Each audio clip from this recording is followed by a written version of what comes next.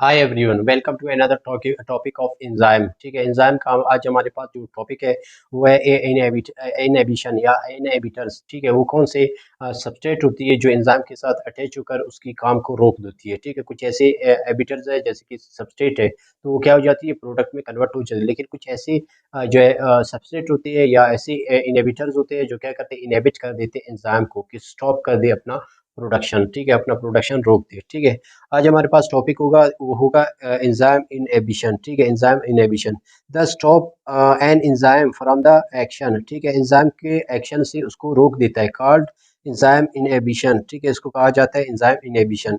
The enzyme inhibition में be due to जिसकी किसकी वजह से इनहिबिशन हो सकती है एंजाइम की। ठीक है, सबसे पहला इसमें इसका टेम्परेचर आ जाती है। ठीक है, इसमें क्या आ जाती है, टेम्परेचर आ जाती है, इसमें पीएच आ जाती है।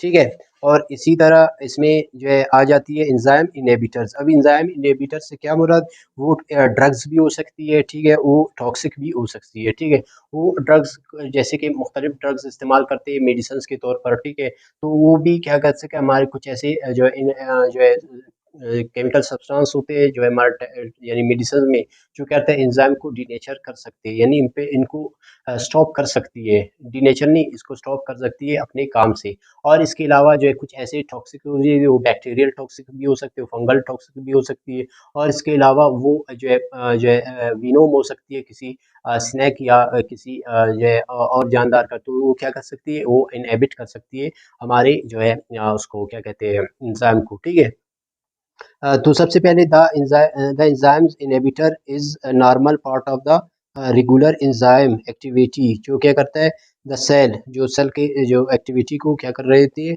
काम सर अंजाम दे रही होती है। Some time the enzyme inhibition occur, कभी कभार क्या हो जाती है, एंजाइम इनहिबिशन हो जाती है occur due to external factor. वो एक्सटर्नल फैक्टर हो सकते हैं, यानी इंटरनल बॉडी का कोई ऐसा यानी जो है ऐसे यानी मॉलिक्यूल नहीं है, ऐसा जो है कोई फैक्टर नहीं है कि वो क्या करे, इसको स्टॉप कर सके। लेकिन ये एक्सटर्नल कोई फैक्टर होगा जो क्या करती है, हमारे एंजाइम को क्या करती है, स्टॉप कर सकती है, इनहिबिट कर सकती है, रोक सकती है। Example for example a person may die due to the poison or harmful drug because they are enzyme inhibitors. वो क्या होते हैं, एंजाइम इनहिबिटर होते हैं जो क्या करती है, इनहिबिट कर देती है एंजाइम को। और इसके अलावा जिसकी वजह से पर्सन की डेथ भी हो सकती है। ठीक है, इनहिबिटर्स की वजह से पर्सन की डेथ, जैसे कि फॉर एग्जाम्पल स्नेक की बाइट से जो है डिफरेंटली इस पॉइजन डैमेज और आरबीसीज, तो जिसकी वजह से डेथ हो सकती है, इनहिबिट कर देती है अटैचमेंट ऑफ ऑक्सीजन।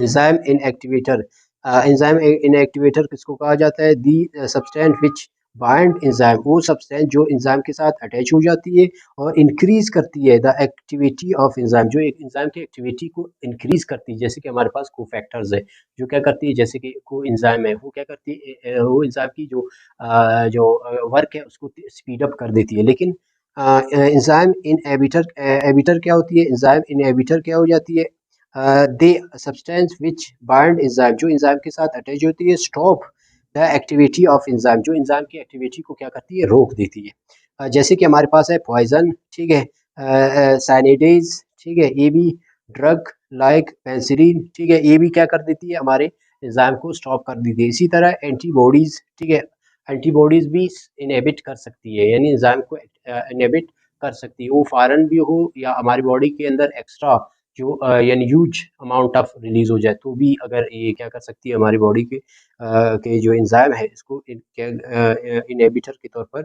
यूज हो रही है। ठीक है, इनहिबिटर्स रिएक्ट विद एंजाइम, जो एंजाइम के साथ रिएक्ट करती है प्लेस ऑफ सबस्ट्रेट। ठीक है, एंजाइम की उस जगह पे, फॉर एग्जांपल ये हमारे पास एंजाइम है। ठीक है, ये हमारे पास एंजाइम है, वो इनहिबिटर क्या करती है, आकर इसके साथ इस तरह अटैच हो जाती है। ठीक है, इस तरह अटैच हो जाती है जिसकी वजह से जो सबस्ट्रेट है, ठीक है, जो सबस्ट्रेट है उस सबस्ट्रेट इसके साथ अटैच नहीं हो सकती। ठीक है, सबस्ट्रेट क्या हो जाती है, इसके साथ अटैच नहीं हो सकती, जिसकी वजह से जब सबस्ट्रेट अटैच नहीं होता तो प्रोडक्ट में वो टूट नहीं सकता। ठीक है,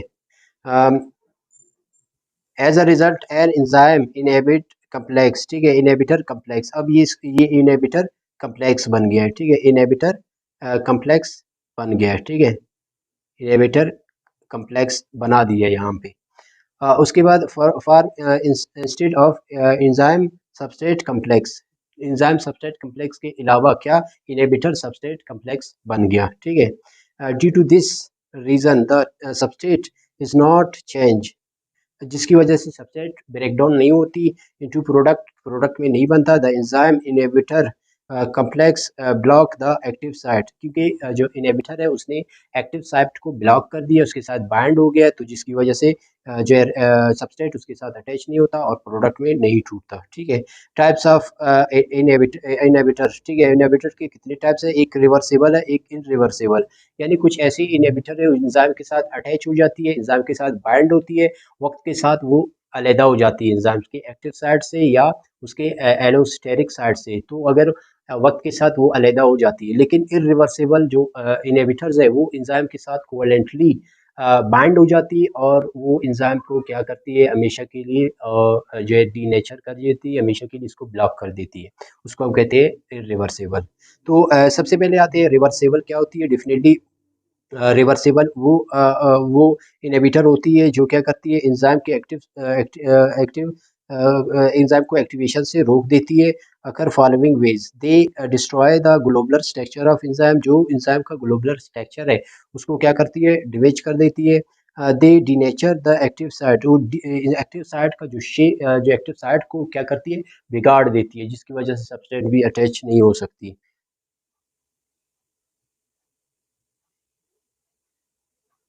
क्योंकि ये परमानेंटली क्या हो जाती है इरिवर्सिबली, यानी उसके साथ अटैच हो जाती है, कोवेलेंटली बॉन्डेड अटैच हो जाती है। दे फिजिकली ब्लॉक एक्टिव साइट, जो एक एक्टिव साइट को मुकम्मल तौर पर ब्लॉक कर दिए, फार्मिंग द कोवेलेंट बॉन्ड, वो कोवेलेंटली उसके साथ बाइंड हो जाती, तो हमेशा परमानेंटली, और ये जो है रिवर्सिबल नहीं हो सकता। दिस एंजाइम टोटली डिस्ट्रॉयड और blocked. They often contain reaction functional group, ठीक है, उसमें फंक्शनल ग्रुप होती है जिसकी वजह से उनके उनके साथ क्या कोवेलेंटली बॉन्ड हो जाती है, जिसमें एल्डिहाइड है, कीटोन है, ठीक है, जिसकी वजह से वो इनहिबिटर क्या हो जाती है उसके साथ मजबूती से आपस में बॉन्ड बना रहा होता है। अगर ये कीटोन एल्डिहाइड ना होते तो ये परमानेंटली यानी इसके साथ बाइंड ना कर सकता।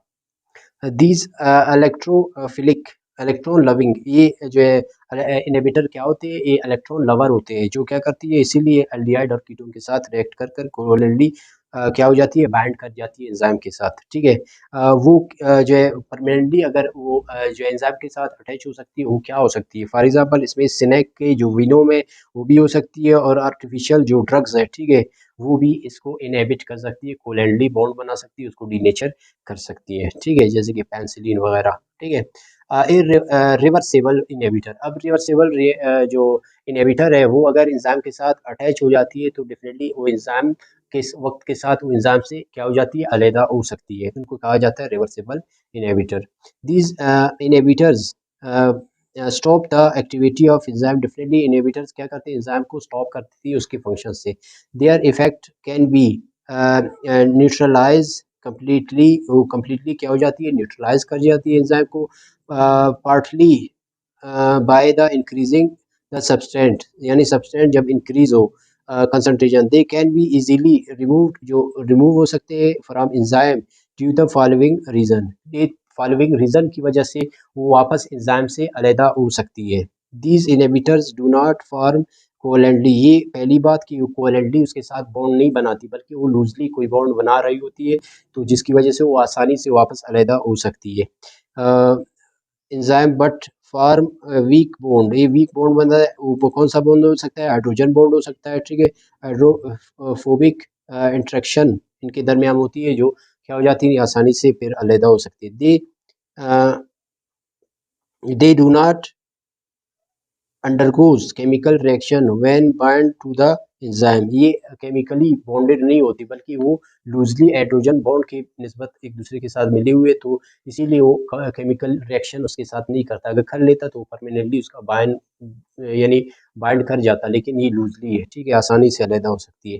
फिर रिवर्सिबल रिएक्शन, जो रिवर्सिबल जो इनहिबिटर्स है इसके दो टाइप्स है, एक कम्पिटिटिव है और एक है नॉन कम्पिटिटिव। अब कम्पिटिटिव से मुराद वो सब्सटेंस के साथ कम्पीट करके एक्टिव साइट पे ऑक्यूपाइड हो जाती है, लेकिन जो दूसरा हमारे पास है नॉन कम्पिटिटिव, वो क्या होते हैं एलोस्टेरिक जो साइड है एंजाइम का, ठीक है, वो क्या करती है एलोस्टेरिक साइड से एंजाइम का फॉर एग्जांपल ये इसका एलोस्टेरिक जो है एरिया है, ठीक है, वो यहाँ से अगर बाइंड हो जाए, ठीक है, यहाँ से बाइंड हो जाए तो उसका नेचर को क्या कर देती है, चेंज कर देती है। उसको कहते हैं जो है नॉन कम्पिटिटिव, और इसको कम्पिटिटिव कहते हैं क्योंकि कम्पिटिटिव में क्या हो जाती है, ये सबसे पहले आकर इनहिबिटर क्या करता है, ऑक्यूपाई कर लेता है एक्टिव साइट को, जिसको हम कहते हैं डेफिनेटली कम्पिटिटिव। और नॉन कम्पिटिटिव ने क्या होता है, एलोस्टेरिक साइट से जाओ क्या करती है, बाइंड कर जाती है, जिसकी वजह से सबसे जो एक्टिव साइट है उसका जो शेप है वो बिगड़ जाती है, जिसकी वजह से सब्सटेंस उसके साथ अटैच नहीं हो सकती, ठीक है।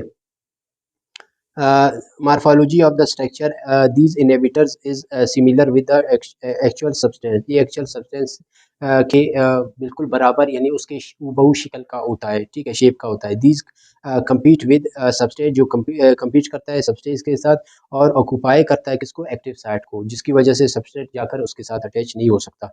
these occupy of the activation site instead अब सब्सटेंस के अलावा क्या करती है, can not activate the catalytic site, ठीक है, वो कैटेलिक साइट के साथ अटैच नहीं, as a result the chemical reaction occur, ठीक है, जिसकी वजह से केमिकल रिएक्शन हो जाती है। Competitive inhibitor occupy the active site, occupy करता है एक्टिव साइट को टेम्पररी, ठीक है, टेम्पररीली जो है it does not damage enzyme permanently, वो एंजाइम को मुकम्मल तौर पर डैमेज या डिस्ट्रॉय नहीं करता।